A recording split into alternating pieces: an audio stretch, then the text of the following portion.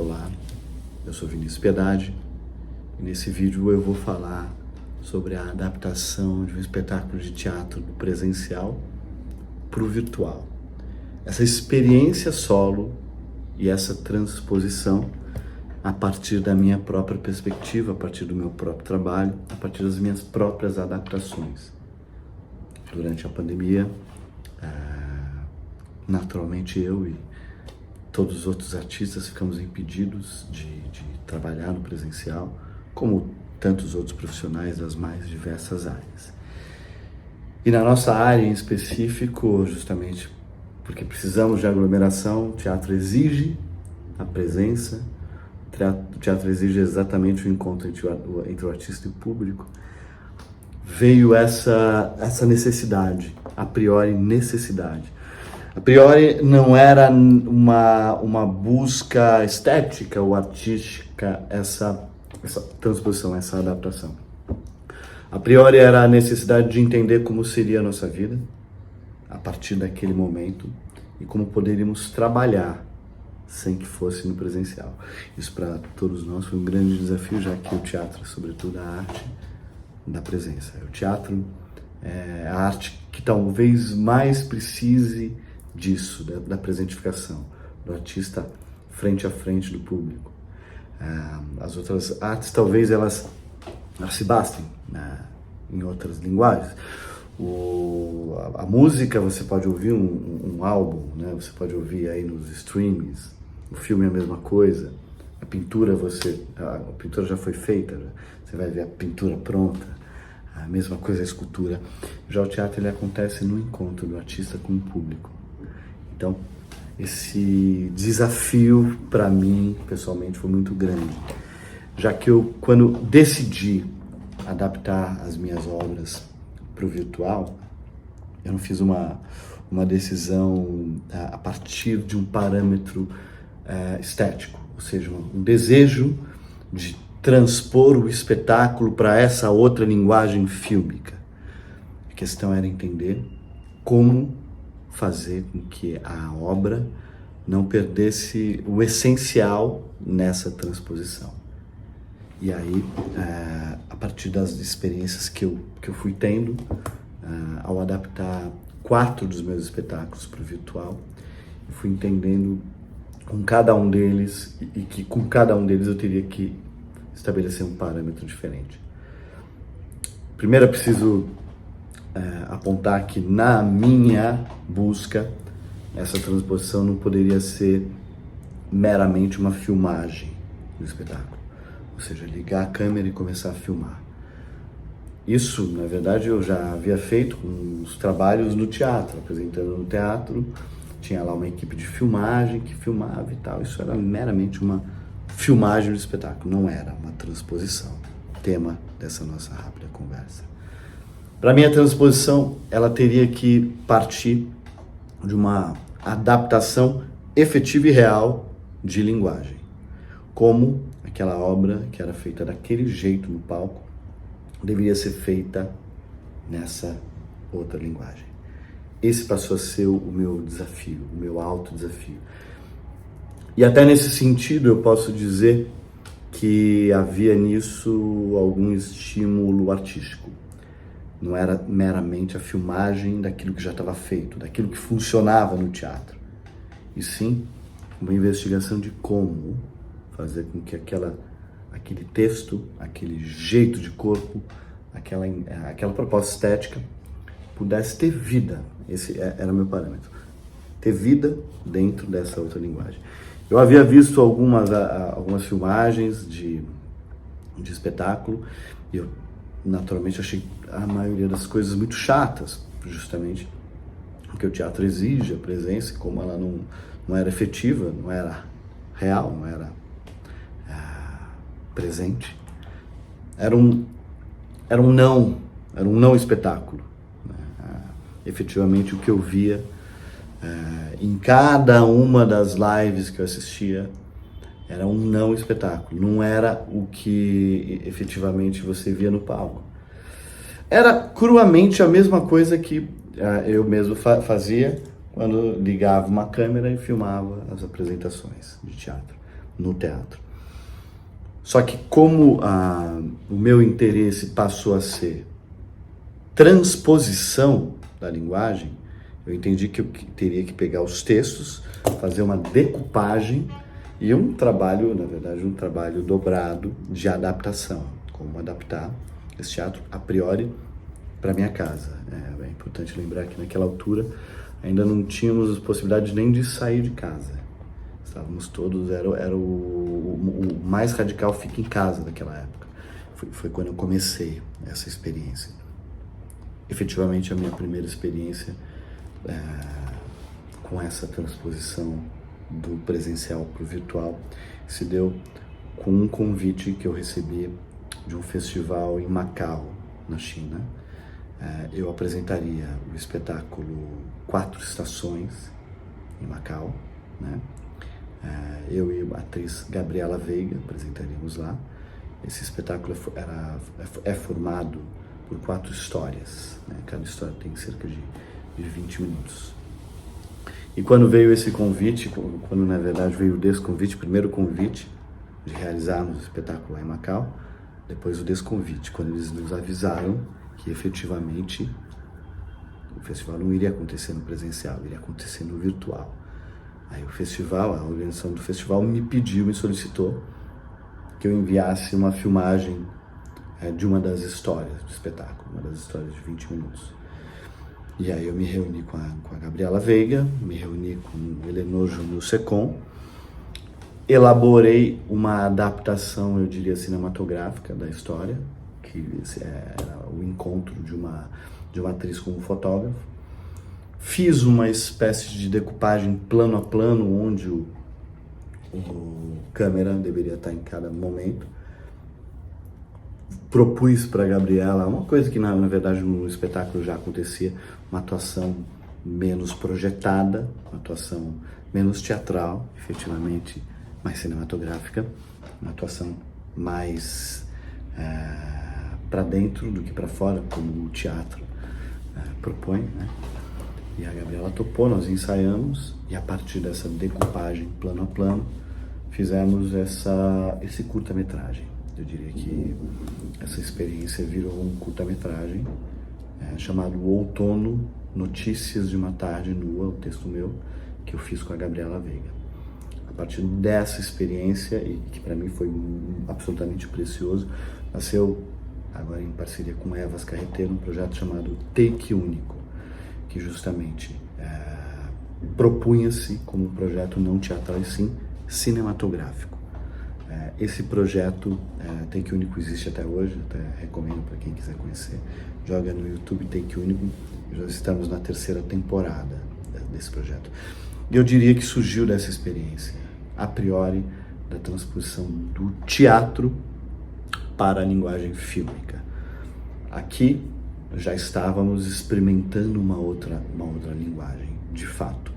A proposta aqui, com um take único, era efetivamente fazer cinema, né? Ao contrário da proposta efetiva do espetáculo Outono. O Outono, a ideia era a transposição de uma peça para a linguagem fílmica, então eu diria que ficamos entre um intermezzo entre ser teatro e ser cinema. Em take único, até por isso surgiu o nome take único, ou seja, sem corte. Começávamos, íamos até o fim, depois de uma série de ensaios, depois dessa decupagem plano a plano. Então, por exemplo, combinávamos exatamente onde o Helenor, que estava filmando, estaria em cada momento do diálogo. Efetivamente, fizemos essa cena umas 4, 5 vezes até encontrarmos a ideal, né? No que dizíamos ação, começávamos e não parávamos, até para criar uma organicidade, como se fossem passadões no teatro. Quem é de teatro sabe a importância dos passadões, naquele momento que você começa e mesmo tendo erro, vai até o fim. Era um pouco isso com o take único. Depois de um ensaio, era importante ter o texto decorado, que é um parâmetro importante para todo mundo que acaba fazendo o take único com a gente. Mas o take único, então, a partir dessa experiência teatral, a partir dessa experiência da transposição de uma obra teatral para uma obra cinematográfica, surge esse projeto Take Único, que na prática não se trata de teatro, apesar de existirem elementos teatrais. A própria dramaturgia do take único, ela muitas vezes pode acontecer no teatro. Essa coisa do plano de sequência. Ação começa e termina aqui. Mas para além dessa experiência do take único, que surge da experiência do outono, do convite para Macau, que, enfim, finalizamos o vídeo e enviamos para Macau, e o espetáculo foi legendado em chinês e apresentado na versão online do festival. A partir dessa experiência surge o take único, mas também surge uma vontade de transpor os meus outros espetáculos para essa linguagem cinematográfica. Os outros espetáculos são Cárcere, Hamlet Cancelado e Carta de um Pirata. A primeira, a partir de um convite, uma provocação feita por duas instituições, a Biblioteca Mário de Andrade de São Paulo e o Sesc Ceará, no Ceará. Eles me propõem justamente apresentar o Cárcere na plataforma deles, a plataforma da Mário de Andrade, no caso do Sesc, a plataforma, o Instagram do Sesc. Seria o YouTube da Mário e o Instagram do Sesc. Sendo que na Mário de Andrade podia ser gravado e no Instagram do Sesc teria que ser ao vivo. A partir daí eu pego o texto do espetáculo Cárcere e redesenho a obra pensando no meu apartamento. Pensando em cada cena em um cômodo diferente. E o porquê de cada uma dessas coisas. Se no começo da peça eu no palco ficava parado diante do público, aqui eu fui pensando outras possibilidades, mas sempre também tendo um diálogo efetivo com a câmera. A proposta do Cárcere, eu pensei que eu poderia manter essa estrutura de diário. Cárcere, na prática, é um diário, um cara que está na cadeia, escreve um diário contando da sua vida na cadeia, mas, sobretudo, uma espécie de um desabafo nessa semana, uma semana decisiva, em que vai ter uma rebelião na cadeia e ele sabe que vai ter perigo, ele vai ser refém nessa rebelião, ele sabe disso. E é nesse momento que ele começa a escrever esse diário. Na prática, eu entendi que o meu apartamento poderia ser usado de diferentes formas para contar essa história. Estou entendendo, por exemplo, como usar planos diferentes, baixo, médio, como utilizar, por exemplo, os diferentes ambientes, a janela, como usar em determinadas cenas, por exemplo, um banheiro, e como criar efeitos que no palco eram muito fáceis de ser criados a partir da linguagem cênica, corporal, vocal, os ritmos, os silêncios e tudo mais. Comecei a tentar entender como eu poderia fazer essa decupagem, cena a cena, aqui para minha casa.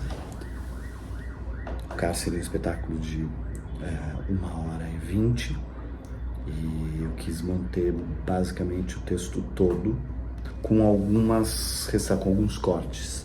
Eu acabei a priori decidindo o texto todo, mas conforme eu fui ensaiando, eu fui entendendo que algumas partes eram dispensáveis para esse momento, para esse contexto, para esse modo. E até para essa linguagem, que convenhamos, assistir um espetáculo mais de 1h20, eu acho que no vídeo é cansativo, né? Eu tive essa consciência, então em função disso eu até pensei em cortar uns trechos e entendi o que poderia ser redundante nessa linguagem. Então a peça começava aqui, e aí eu comecei a entender aqui exatamente nessa mesa de onde eu estou falando. Eu ligava assim de umas velas que eu não usava no teatro, então aqui está um elemento importante. Eu comecei a tentar entender o que com os elementos que eu tinha na minha casa poderia me ajudar a contar essa história de uma maneira mais imagética. No teatro, com a presentificação, com os ritmos, com as intensidades vocais, com a variação de ritmo, o espetáculo em si ele poderia segurar o espectador sem outros elementos, sem cenário. Lembrando que o espetáculo Cárcere não tem cenário, mas eu pensei comigo que nessa linguagem, esse outro modo de contar a história através da câmera, eu deveria tentar estabelecer outros parâmetros. E esses parâmetros variavam, poderia ser uma planta, poderia ser uma vela. Qualquer elemento que eu colocasse diante da câmera, eu teria uma nova revelação, um novo detalhe. A câmera com seu pequeno olhar e com poucos movimentos eu poderia rapidamente trazer dinâmicas e dimensões diferentes, com poucos elementos. Poucos elementos poderiam ser muito grandes nessa proposta. Então eu fui nessa proposta de plano a plano, estabelecendo o que do que eu tenho na minha casa poderia imageticamente enfatizar ou potencializar o que eu estava dizendo, né? Essa história da contagem regressiva, efetivamente foi isso. E como eu poderia utilizar a minha luz, a luz que eu tenho aqui na minha casa, para iluminar esse espetáculo. O que dessas luzes que eu tenho aqui poderiam trazer algum efeito que pudesse trazer alguma poética. Qualquer movimento de luz aqui poderia trazer um estado de estar diferente. Então eu fui entendendo que, inclusive, os ângulos de luz traziam momentos da cena muito particulares, diferentes. Fui entendendo, por exemplo, como nessa contagem regressiva desse cara, a rebelião que começa numa segunda-feira e termina num domingo, como eu poderia percorrer cada um desses dias, trazendo a cada dia elementos diferentes, para que a coisa efetivamente não se repetisse nessa proposta fílmica, né?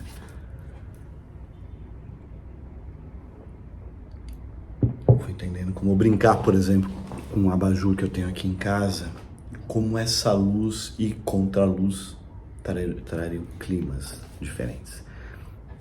Na prática, fui entendendo e percebendo que eu poderia usar, por exemplo, o meu banheiro para uma cena específica. Tem uma cena no espetáculo que está acontecendo uma chuva, um banho de chuva, né? Chove, então é uma cena perfeita para fazer aonde? No chuveiro. Elementos esses que na prática e no teatro eu não utilizei água no teatro. No teatro eu não utilizava elementos que aqui eu senti essa necessidade de usar. A água é um bom exemplo disso. No teatro eu sentia que com a narração e com a intensidade emocional, vocal, eu poderia evocar essa chuva. Aqui eu não sentia isso com tanta assertividade a ponto de tomar essa decisão, então, de fazer essa cena da chuva acontecer no banheiro. Logo em seguida dessa cena tem uma cena de uma certa tortura, um momento de tortura, que eu aproveito a própria imagem do box e do meu rosto encostado no box, trazendo deformando o meu rosto e com a câmera perto, trazendo um efeito que poderia de fato remeter a alguém sendo torturado. Outro elemento que no teatro, no palco, ficaria muito pequeno se eu pegasse um elemento como aquele e reproduzisse no palco um pedaço de vidro, colocando meu rosto assim, seria pequeno no teatro. No teatro eu posso encontrar outros elementos físicos, vocais, e com ritmos e disritmias que puderam me trazer esse mesmo efeito. Mas aqui em casa, eu senti que eu podia justamente ousar e encontrar até prazer nesse modo de contar essa história diferente. Depois, molhado, eu vinha para a sala e estabelecia com luzes a dinâmica do espetáculo até chegar efetivamente no final, que era quando na janela tinha um efeito em que a câmera subia, ficava para cima e aparecia. Eu moro num apartamento alto, aparecia a minha figura, o personagem em primeiro plano e a cidade em segundo plano atrás. Acho que foi um efeito interessante e que, naturalmente, se eu morasse num outro lugar, eu não teria esse efeito. Então, eu acho que, efetivamente, se eu morasse em um lugar diferente, se tivesse outros elementos aqui, outro tipo de banheiro, outro espaço, outros objetos, a adaptação teria que ser feita de uma forma totalmente diferente. E eu acho que isso me interessou criativamente nesse momento de cárcere. ou seja, entender os elementos que eu tinha na minha casa para dar vida aqui a esse relato, a esse diário, a esse espetáculo. Eu diria que essa adaptação não foi uma experiência para além de uma adaptação do presencial para o virtual.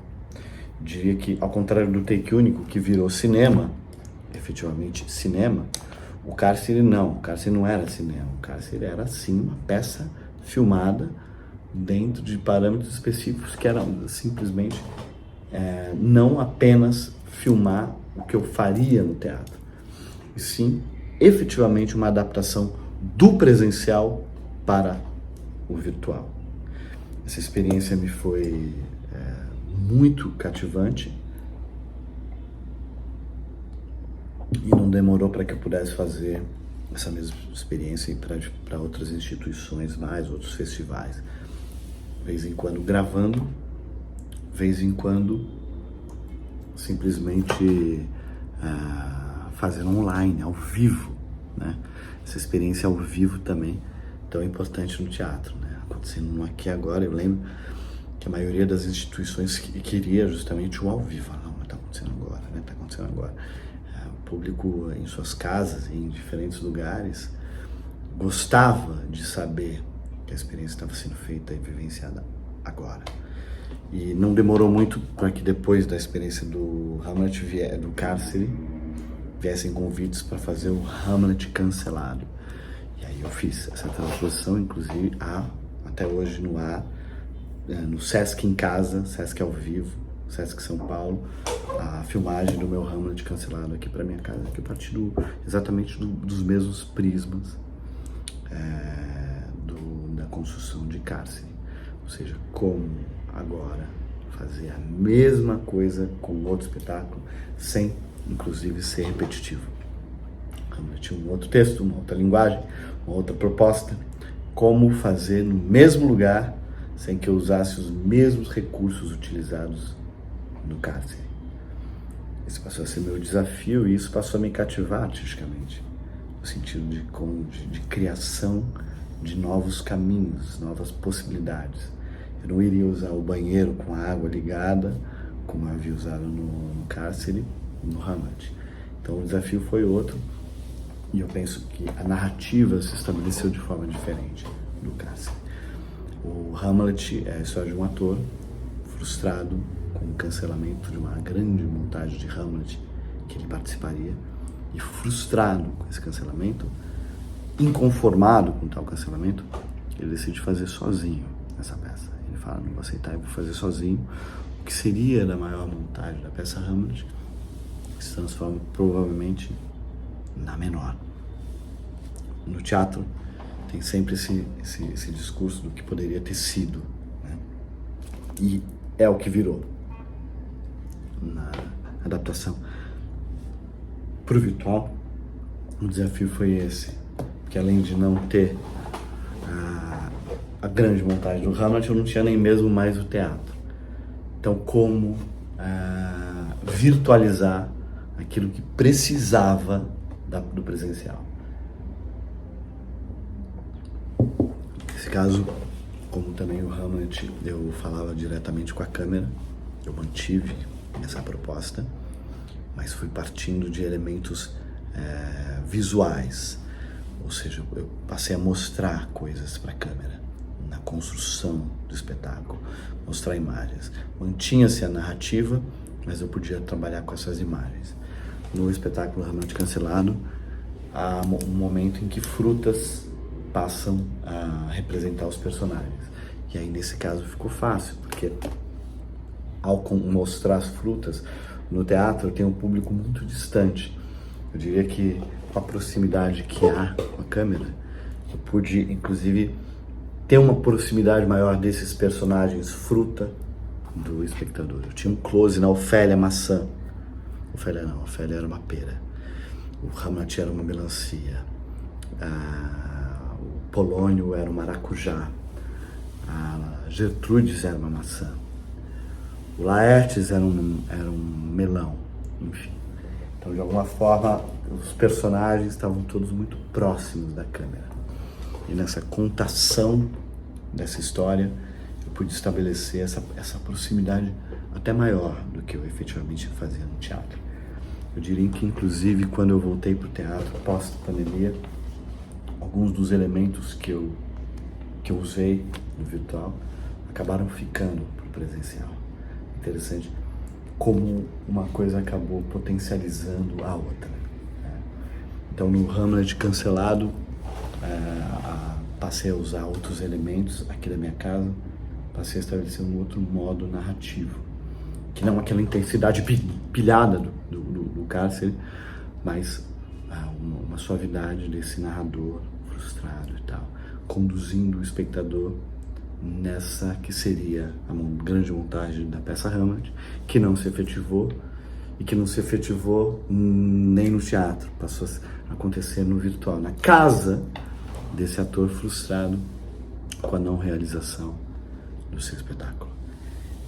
Para finalizar, eu adaptei o espetáculo Carta de um Pirata. Eu, junto com o artista baiano Fábio Vidal, a gente fez uma mostra de espetáculo solo chamada Solos em Todos os Solos, que eu apresentava 3 dos meus espetáculos e ele apresentava 3 dos espetáculos dele.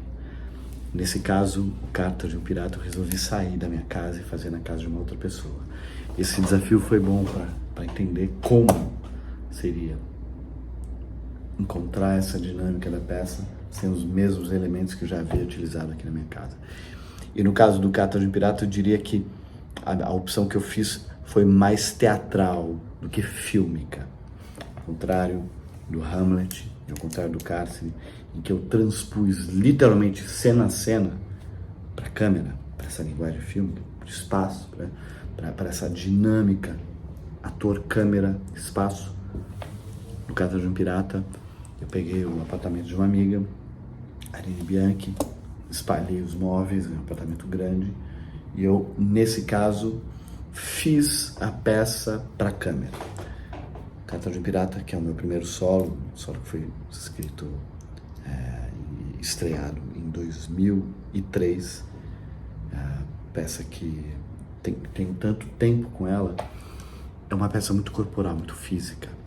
E eu senti que seria interessante, nesse caso, entender como ter uma relação direta com a câmera, mas mantendo os gestos, a mímica, o que efetivamente a peça pedia de mim.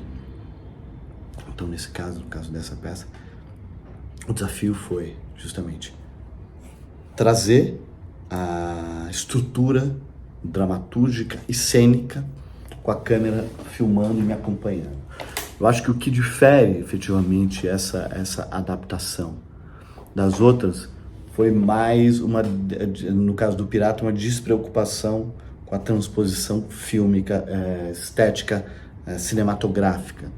Eu diria que o Carta de Pirata eu apenas recomendei ao meu câmera trazer uma dinâmica de movimento, acompanhar os meus movimentos, mas na prática essa adaptação se pareceu mais com as clássicas filmagens de espetáculo, que são tão comuns, todos que estão em espetáculo têm que filmar aquela ideia até da câmera parada para mandar para os festivais e tal. No meu caso do Carta de Pirata não foi uma câmera parada, foi o que eu chamo de câmera nervosa. Era uma câmera que me acompanhava, que participava.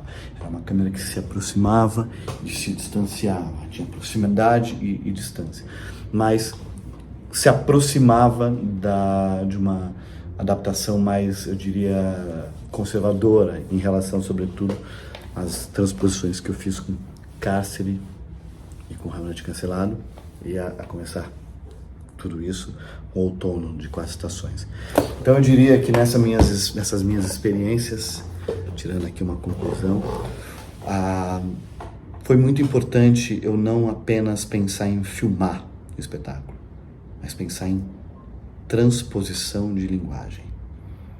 Como dar vida a essa obra que no teatro tinha uma forma de acontecer, como manter isso vivo numa outra estrutura. Eu diria que o trabalho central foi pegar cena a cena e reconstruir a obra, cena a cena, cena a cena. Isso me deu um prazer estético de entender como uma mesma peça pode acontecer de formas tão diferentes e, ao mesmo tempo, me propiciou continuar trabalhando, continuar com o meu trabalho, continuar artisticamente me efetuando. E eu diria que foi uma efetuação artística, sobretudo por eu ter me mantido aberto para esse experimento que desdobrou em outros projetos, como o já dito take único.